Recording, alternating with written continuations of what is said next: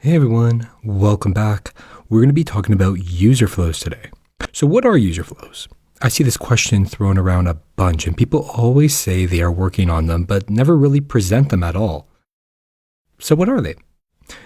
Well, a user flow is essentially a series of steps like we have illustrated over here.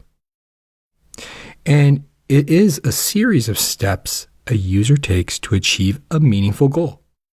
So why do we use them? Well, you may be thinking, are these wireframes? Are these like some part of our sketches?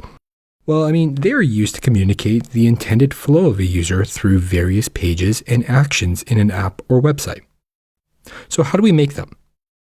Well, your flow should include a name, steps, users, and a description of what happens at each step. So I really like this quote, but Ryan Singer from Basecamp created a great shorthand for user flows, and he actually calls them UI flows. It's basically what the user sees, and then what they do, and then the next step is what the user sees next and what they are going to do next. It's really simple. But ultimately, user flows are just another method that designers are going to use to define their product experience, websites, etc. But wait. It isn't just another method. It's not just like sitemaps, or it's not just the same as just sketching. They have the ability to define sections of something abstract or technical from the perspective of the user. The most important thing about user flows is that they outline the goal your user achieves by completing the flow. So here's an example. This is a very basic user flow. Step 1, a user goes to a welcome screen. Step 2, they use a social login, maybe. Step 3, and they get instant access to the product. That is as simple as it gets. So why do they help, you may be asking?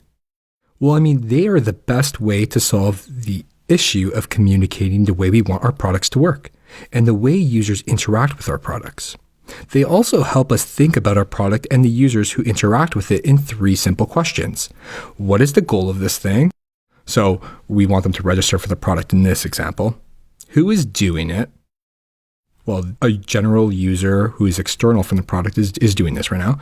And how do they do it? Well, they go to the welcome screen, they use a social login, and they get instant access to that product.